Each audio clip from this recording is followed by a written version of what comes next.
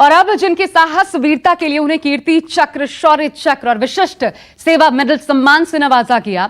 और अब आने वाले समय में जो आम आदमी पार्टी का चेहरा बनने वाले हैं उत्तराखंड में, मुख्यमंत्री का चेहरा जिनको डिक्लेयर किया जा चुका है। मेरे साथ खास मेहमान रिटायर्ड कर्नल अजय कोठियाल जी इस वक्त जुड़ चुके हैं। सर, बहुत बहुत स्वागत है आपका न्यूज़ 24 पर।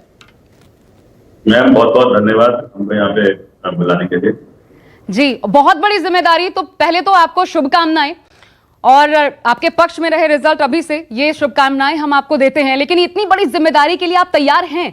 क्योंकि इससे पहले राजनीति का अनुभव न होना, आपको लगता है ये कहीं ना कहीं एक कमी हो सकती है बीजेपी कांग्रेस जब दो धुरंधर आमने सामने होंगे आपके?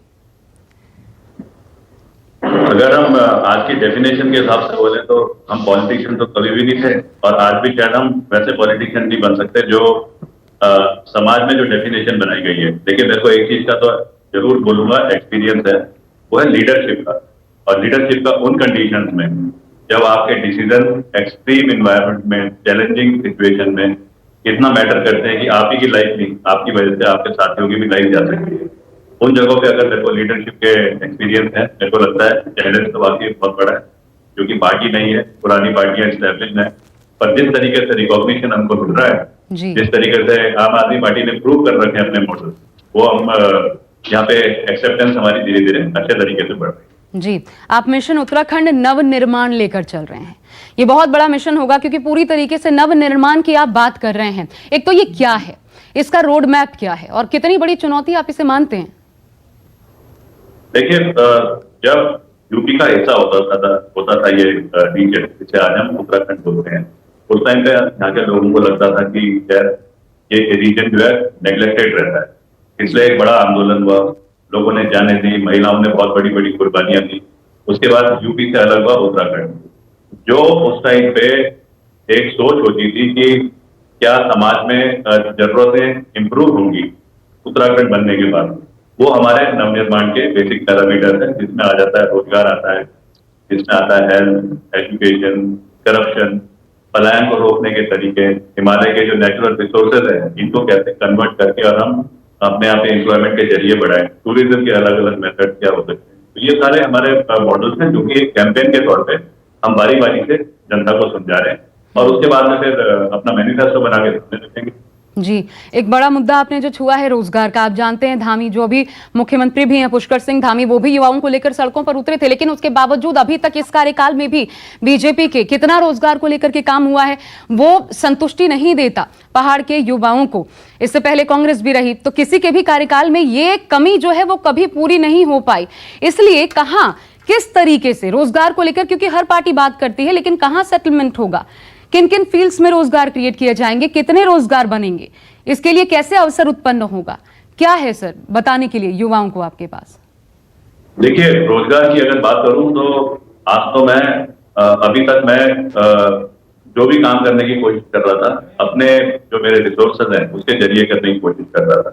जैसे हमने युवाओं को मोटिवेट करना, ट्रेन करना शुरू करा, एक ऑर्गेनाइजेशन जिसका नाम पड़ा यूथ फाउंडेशन, उसके जरिए कोई 10,000 प्लस लोग paramilitary force, army, belted uniform forces में ज्वाइन करें अपना।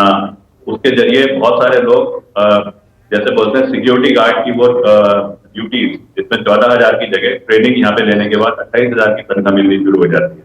तो रोजगार के तो हम ना बहुत सारे मॉडल पहले छोटे छोटे ट्राई कर चुके हैं। टूरिज्म सेक्टर में केदारनाथ में जो पुनर्निर्माण हुआ है, उसमें कई हमने विंटर टूरिज्म एक मॉडल ट्राई करा, डिजास्टर ट्रैक हमने ट्राई करा। तो ये सब ना सक्सेसफुल वाले मॉडल हैं जो यहाँ पे रेप्लिकेट बड़े अच्छे हो सकते हैं। पर एज अ कैंपेन हम समझाएंगे कि हम रोजगार के जरिए को कैसे अपना पूरा करेंगे, जो कि हम खाली बोल ही नहीं रहे, हमारे पास वो रोड मैप किस तरीके से इम्प्लीमेंट करने के लिए बनाया हुआ है। जी, और सब पलायन को लेकर के क्या एजेंडा है, क्योंकि आप जानते हैं भारी तादाद में, और अभी बहुत ज्यादा वक्त जब नहीं है, आप इस वक्त जिन युवाओं के दिमाग में अभी भी चल रहा है कि शायद उत्तराखंड छोड़ना है, उनको क्या कहेंगे? थोड़ा वक्त उनको कहेंगे आपको दें, आने दे पहले, और उसके बाद डिसाइड करें क्या करना है पलायन को लेकर? देखिए, पलायन अगर अच्छाई के लिए हो रहा है तो कोई बुराई नहीं है पलायन का होना, लेकिन अगर बेसिक रिसोर्सेज जो सरकार की जिम्मेवारी बनती है समाज को देना, उसकी वजह से पलायन हो रहा है, तो वो तो कहीं ना कहीं गवर्नेंस फेलियर दिखाता है। हम मैसेज तो साथ में देंगे, लेकिन क्योंकि हम जगह जगह आजकल ट्रेवल कर रहे हैं, लोगों से मिल रहे हैं, युवाओं से संवाद कर रहे हैं, हमारे को तो देखा इस चीज के लिए जा रहा है कि जो हमने अभी तक पिछले 5-6 साल में, जब हम ताकि में प्रिंसिपल बन के आए थे नेहरू इंस्टीट्यूट ऑफ माउंटेनियरिंग में, जो हमने मॉडल साबित करके दिखाए, हमारी तरफ जरूर देखा जा रहा है कि इसको कामयाब करने के लिए अजय कोटियाल से जो उम्मीद है वो पूरी करें। और इसलिए वहां के युवा, वहां के जो जन है वो आपकी और उम्मीदों से देख रहे हैं। लेकिन आपको पता, एक एक जो पॉजिटिविटी डेवलप होती है जब सेना का एक रिटायर्ड कर्मचारी जिसने देश की सेवा की हो, जब वो एक चेहरा है तो जाहिर तौर पर एक एक्सपेक्टेशंस बढ़ जाती हैं कि अब देश सेवा के बाद अब बारी है प्रदेश की सेवा की। लेकिन आपको पता है कि विरोधी ये भी निशाना साध रहे हैं आप पर कि आप तो करगिल की लड़ाई में शामिल ही नहीं हुए, युद्ध आपने लड़ा ही नहीं। ऐसे इस प्रकार आप पर निशाना साधा जा रहा है, इसको लेकर के क्या कहना चाहेंगे कर्नल साहब? ये ना क्या होता है, नैरेटिव क्रिएट करे जाते हैं कि किसी के नाम पे एक मैसेज बना दिया जाए और उस मैसेज को ना डिफ्लेक्ट कर दो सब जगह। लेकिन इसका एडवांटेज क्या हो रहा है? देखो, कारगिल युद्ध की अगर बात है तो जैसे एक आदमी हाई स्कूल पास करता है तो उसको हाई स्कूल का सर्टिफिकेट मिलता है, 12th पास करता है 12th का सर्टिफिकेट मिलता है। ऐसी फौज, हर वो जो ऑपरेशन फौज ने कंडक्ट करे उसके एक्टिव पार्टिसिपेशन, नॉर्मल पार्टिसिपेशन, उनमें मेडल्स मिलते हैं।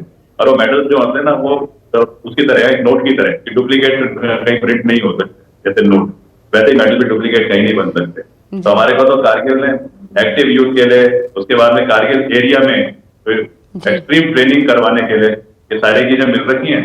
इसका एडवांटेज क्या हो रहा है? जब ये नैरेटिव हमारे खिलाफ क्रिएट करने की कोशिश हो रही है तो बहुत सारे फौजी, बहुत सारे जो देश की तरफ अच्छा सोचते हैं और हमारे को ना एकदम से साइलेंट रूप से देखते, वो हमारे को और सपोर्ट में आ रहे हैं। कहते हैं सर, अगर आपके बारे में कोई पॉलिटिकल पार्टी किसी नाम लेकर के और ऐसे ऐसे मैसेज उड़ा रही है, हमें तो बुरा लग रहा है, हम आपके साथ और जुड़ रहे हैं। तो ऐसे कारगिल युद्ध और 10 चीजों पे तो हमें क्वेश्चन जितना करा जाएगा पॉजिटिव है हमारा। चलिए, बहुत बहुत शुक्रिया सर आपका हमारे साथ जुड़ने के लिए। बहुत सारे हालांकि आपसे सवाल हैं और आगे जरूर हम जब आपसे मिलेंगे वो सवाल, क्योंकि आपकी बड़ी सारी आपसे उम्मीदें भी जुड़ी हुई हैं और जैसा आप स्पिरिचुअल कैपिटल को लेकर के एक चल रहे हैं, आने वाले समय में वो कितना बड़ा सपना, उससे कैसे बदलेगा उत्तराखंड, बहुत सारे सवाल हैं। दोबारा आपसे मुलाकात होगी तो इस पर भी सवाल होगा, लेकिन फिलहाल के लिए बहुत शुक्रिया कर्नल साहब न्यूज़ 24 को वक्त देने के लिए। बहुत बहुत धन्यवाद।